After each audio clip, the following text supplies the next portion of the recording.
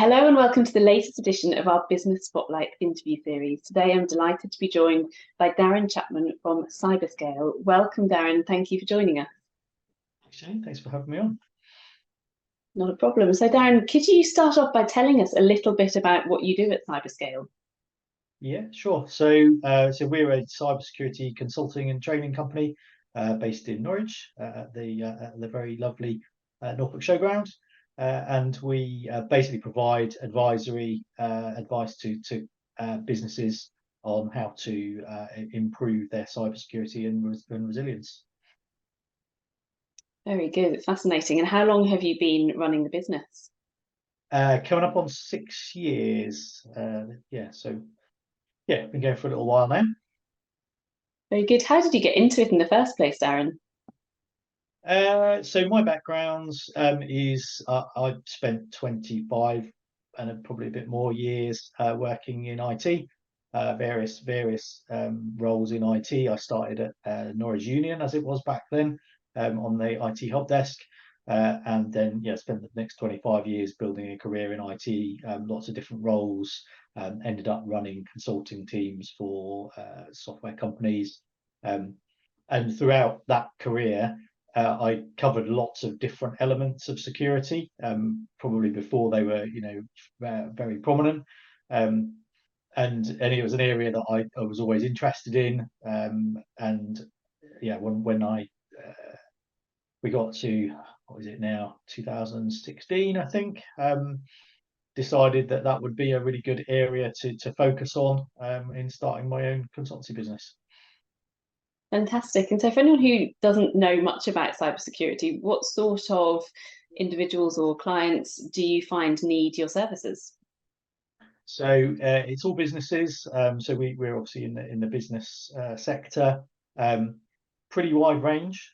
So we've worked with companies of 2 people, so small retail outlets, right up to large NHS trusts, local authorities, large defence companies, and pretty much everything in between. So a really wide variety of sectors and sizes. Sure. And so there's a huge variety, I'm sure, in your day-to-day role as well. What do you find is the thing that you enjoy most about running the business and running, I believe, some of the security work that you run yourself still? Yeah, absolutely. I'm still involved in I was just stepping back a little bit in terms of the delivery side. So I'm doing a little bit more on running the business and the whole working on the business rather than in the business, and we're getting there with that. But I'm still involved in some of the consultancy delivery and the training delivery. So I still kind of maintain a role as principal consultant. I have a team working with me as well to deliver that consultancy and training. I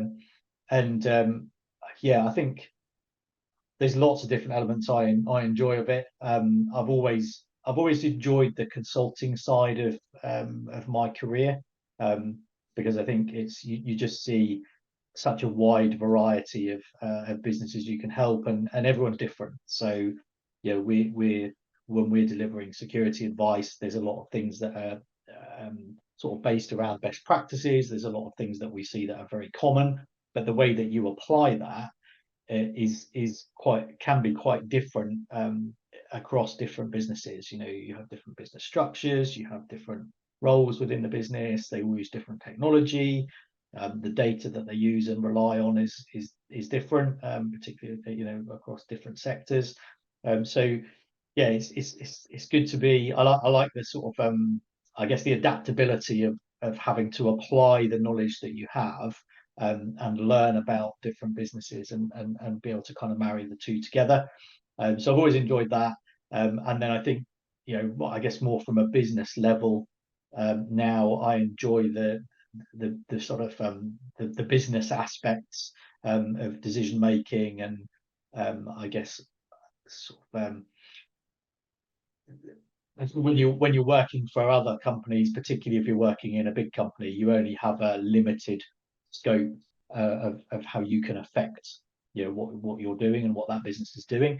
When you're running your own business, obviously you kind of stand or fall on the decisions that you make, and obviously really leveraging, having a good team around you and leveraging their advice, and then ultimately trying to make the trying to make good decisions and learn from the ones that perhaps aren't the best. Absolutely. And I suppose some of that evolving the business as you've seen and adapted to, are you seeing any trends in the cyber world and the security world where you're having to change the way you do business as a result?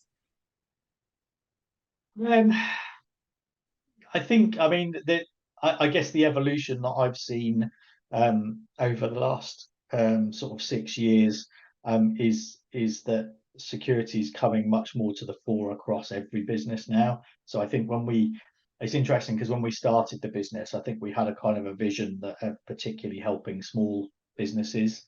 I know lots of people, lots of my family and friends run small businesses. And I'm kind of well aware of the vulnerability that they have from a cybersecurity point of view, but it wasn't always apparent, particularly a few years ago. So we always had that kind of ambition to help them, but I think for various reasons, the level of awareness and also commercial opportunities for ourselves, we've over the last few years we've actually spent more time working with medium and larger businesses. But we've sort of I think the awareness has grown, obviously, amongst the small businesses as well. So there's lots of you see all of the data breaches, they're only growing. There's much more press coverage around those now. You've got organisations, government organisations like the National Cybersecurity Centre, who are obviously raising awareness amongst the smaller businesses as well. And you've got things that are much more coming to the fore that are almost forcing small businesses in some cases to be more aware and take more responsibility around cybersecurity. So supply chain awareness is a really good example of that. A lot of bigger companies now are asking a lot more questions of their suppliers around security because they're aware of the supply chain risk. And in turn, that's obviously raising awareness under the smaller companies and driving them to do more. Similarly with cyber insurance, we noticed quite a change in that over the last few years. It was a pretty new thing when I started the business. That's evolving. It's becoming more difficult to obtain, more expensive, and there's a lot more due diligence around that now. So if you're trying to get cyber insurance, particularly as a smaller company, you're having to answer more questions again. And so it is definitely driving, I guess, where it was, I guess, security was probably prominent in larger companies. That's now coming down the chain in terms of size. Absolutely. It's great to see that awareness is growing, though, in businesses. What do you find are the biggest challenges that you face in running a business? Well, I think in our particular business, I mean, that awareness, that sort of level of awareness and the motivation to do something about it has been a challenge, because obviously for us to go and help a business, they need to have that. They need to have that awareness. They need to have that motivation. And sometimes businesses are aware of it, but it doesn't necessarily get high enough up the priority list. Sometimes we're coming in after an event, so a company might have had a cyber attack, they might have felt the pain of that, and not want to go through that again, and that's where we come in. Obviously we prefer to be in much earlier, and see if we can help them prevent it or at least mitigate some of the result of that. So that can be a challenge, but obviously the awareness is growing, as we've said, so that's overcome a little bit. I think, I guess from a more general business point of view, we're still a relatively small business, so it's probably balancing when we need to hire people, and the pipeline of work, and making sure that we're not too busy for the people that we have, and we don't have too many people for the workload that we have. And I think that's a very common, talking to lots of business owners, I think that's a very common challenge. So it's always a balancing act. Certainly, we've certainly seen that actually in some of the interviews that we've done with business owners. It's something that does crop up. I mean, we talked about some of the trends that you're noticing. What do you think the future holds for CyberScale? So I think, I mean, as I said before, it's almost like we've come full circle a little bit. So I think there's the small business market potentially is a good area for us, and it's something we're really keen to be involved in for the reasons I mentioned earlier on. We really like helping small businesses, and we like working with bigger businesses as well, but it's different. I think sometimes when you work with a smaller business, you kind of feel like you make more of a difference. You maybe move the needle a little bit more when it comes to security, because you can identify some things and you can move a lot quicker with implementing some of those changes. Whereas with a larger company, whilst they might have more resources and more money to invest, sometimes it's a lot of these things involve change.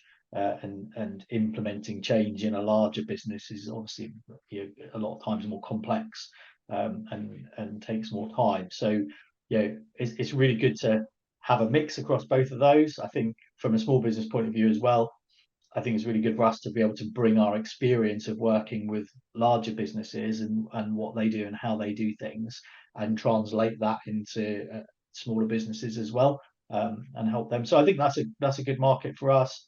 I think, as I said before, there's certain things that are driving all businesses to do more around cybersecurity in terms of the supply chain and the cyber essentials, cyber insurance, and also I can foresee some regulatory changes perhaps as well. If we look to other countries like the US, there's a lot more focus. There's some new sort of regulatory requirements coming in there around cybersecurity, and I think that will happen in this country as well. So I think for us, from a business point of view, I'm really excited about what we can do. Hopefully exciting. Yeah, very exciting. And just thinking then, Dan, for anyone who's watching this, listening to this, and interested in going into business themselves, what advice would you give them? I think knowing what it is that you're, I guess not even what I was going to say I want to achieve, but I guess really what you want out of it. And there's obvious financial goals potentially, but I think if I think about what I enjoy about running a business, I think there's probably a couple of things. One is the ability to make decisions and stand or fall on those decisions, and the other one is to give people opportunities. And those things, a couple of things that I really enjoy about running a business, and I think having a good understanding of those and what drives you is really important. I think making sure you've got good people around you. So I think some of the people who are around me now in business are people that I've worked with quite a few years ago in other businesses, and I've then over time had the opportunity to bring them into the business. I think that's really important. Get some trusted people around you who are really competent and can challenge you as well, and feel comfortable doing that. I think that's probably a really important one. I think if you've got a relationship with people who you've worked with before, then perhaps that's easier sometimes. Whereas if you bring people in sometimes who haven't worked with you before, it might not be as easy for them to challenge you. But I think you need to make sure that you are challenged as a leader, because you certainly don't make all the right decisions all the time. Yeah, some great advice. Thank you so much. Just before we wrap up then, Darren, if anyone is interested in finding out more about CyberScale, how they can potentially find out more about working with you, what's best for them to do? Where should they go? Yeah, so our website is cyberscale.co.uk. Obviously has details of all our services on there. It also has any career opportunities that we have. So we're always on the lookout for good people. There's a bit of a shortage of really good people in cybersecurity. So we obviously look on the lookout for people with experience, but also people with the right attitude who can come in at a more junior level as well. We're developing some training programs around that to develop people as well. So that's something we're very keen on. Please obviously check the website. You can call us, and just get in touch. Fantastic. And any offers for anyone who might be interested in working with you? Yeah, I mean, particularly for that small business market, very opportune from a time point of view. So as you can see in my background, we've just launched something called 1-day cyber assessments, and this is specifically for small businesses up to 25 people, and it's a version of our cybersecurity assessments that we've been doing for some years, which are a bit more bit lengthier, I guess, in terms of delivery. But we wanted to bring something particularly for that small business market.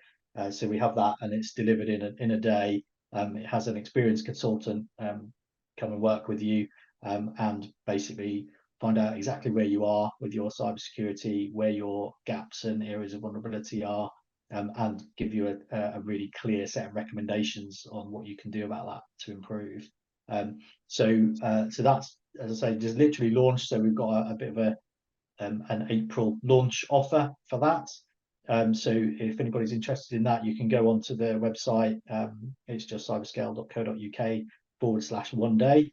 That'll take you directly to page. You can book it on the website, and if you use, there's a coupon code you can use, which would be action.